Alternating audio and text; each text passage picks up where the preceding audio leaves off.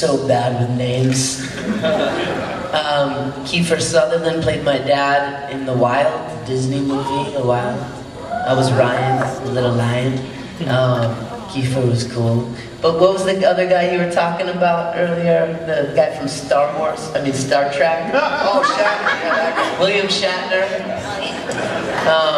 Mark Hamill is really cool. And it's weird because I grew up as a pro surfer, and I wasn't really into like animation or comic books or Star Trek or any of that stuff. My brothers and sisters were, and of course I knew who Mark Hamill was. He was that guy. He was actually in Star Trek, Gregg. You were Luke Skywalker, right? Yeah, Luke Skywalker.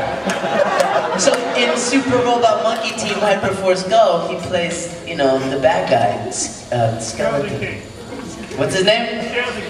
Skeleton King. Yeah, so, Luke Skywalker's supposed to be like this really positive light worker Jedi, and then he's playing this evil Skeleton King. So that was trippy. Actually, that's William Shatner, Gregg. Have another drink. Probably some people in this room are interested in a career in cartoon voiceovers. Let me tell you that we are doing another panel at 1 o'clock in room 2 called The Business of Cartoon Voices. We used to spend a lot of time on these panels talking about that, but these kind of turned into entertainment more. So we're starting a separate series of panels, and with the wonderful cast we had, notice how it will sound completely different. Every line will be different.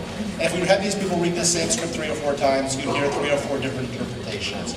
One of the main things that makes the top people is they're very creative and they keep coming to new things.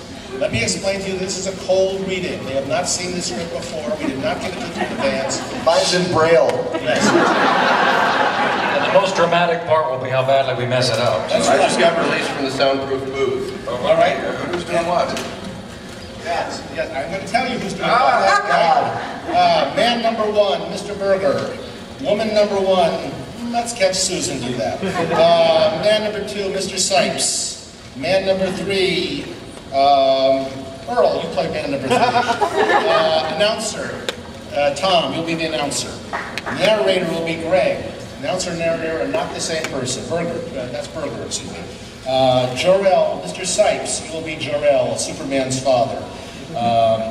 Elder number 1, the 3 elders who are arguing with Jor-El about Krypton blowing up. Elder number 1 will be Gregg Berger. Elder number 2 will be Gregg Berger. Elder number 3 will be Gregg Berger. So far, I'm stoked because I got nothing and I can just chill. Laura will be Susan. Pa Kent will be Jess Harnell. Ma Kent will be Jess Harnell.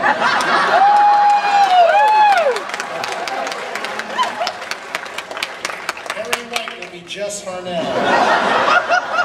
Secretary, Susan.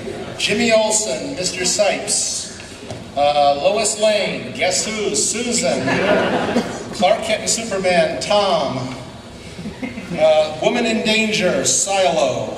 News reporter, Harnell. Shadowy figure, Susan, I would like the shadowy figure to be you doing Eartha Kitt. And there's a cat at the end. Somebody's got to do Eartha Kitt. That's right. And there's a cat at the end. Mr. Berger, will you give us a cat sound at the appropriate moment? There are vocal sound effects around here. Anybody who thinks they can do them, please jump in and do them. Now, we have more time than that. Okay. Folks, we gotta see if we can get this out of here in 15 minutes. Oh my God. All right? Yes.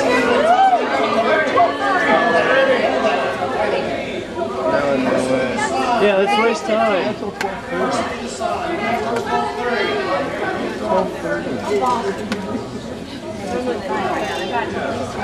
Start going. I'm going to go argue.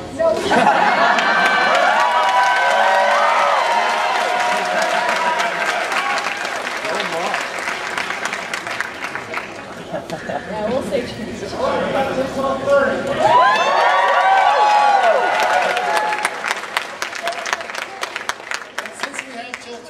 We're going to make it a little more complicated.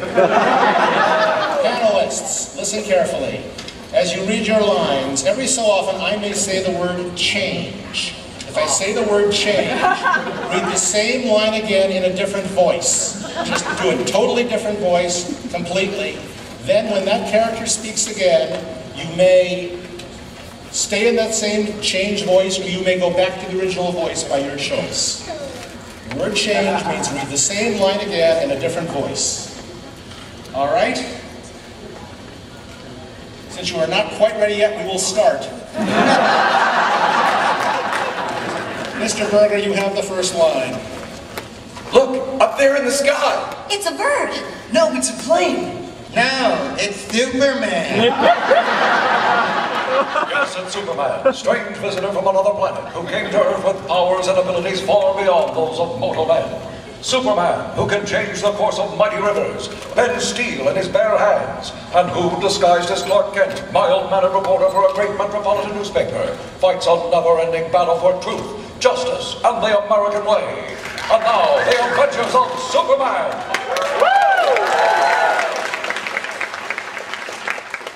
In a world, I'm sorry.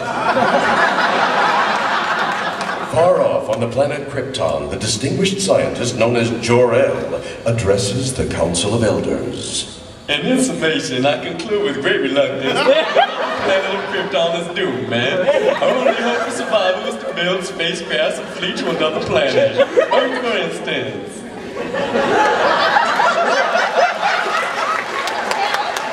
Yeah, Jor-El, that's right. I've heard enough of this. I think we've all heard more than enough. It is sad, Jor-El. You were once one of our most respected scientists, and now you come before us with this madness? You do not believe my research? Not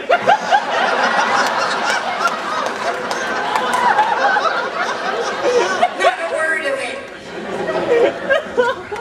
Krypton is as sound as the very dirt beneath our feet. If you would just look again at my charts and my test results. You have had your time, Jor-El. We have other more pressing matters to address today. More pressing than the total destruction of our planet? Well, time to Let's address go it. back. Gregg, Cipes, read it again. Another change. Line 16. More pressing than the total destruction of our planet. Read it again. Another change. More pressing than the total destruction of our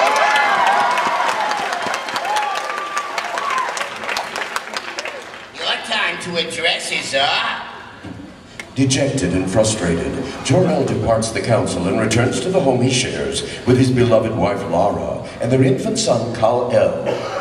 From your expression, I take it they did not heed your warning. I expected skepticism. I did not expect to be particularly laughed at from the hall. The council will come to understand you are right. They must, for the good of all. I think of that every time I look at our son Kal-El. I only pray there is time. Almost as if in defiance, the entire world of Krypton begins to shake. What is it, Jor-El? It is the beginning of the end, and I fear, the troubles will only get worse. Is there nothing we can do? I only had time to build this model rocket, but it is big enough for only one. You, Lara, you can escape to Earth in it. Oh no, my place is at your side, Jor-El. If anyone is to escape, it should be Kal-El. As the buildings continue to shake and crumble, Jor-El quickly agrees. Their young son is wrapped in blankets and placed into the tiny rocket. Farewell, my son.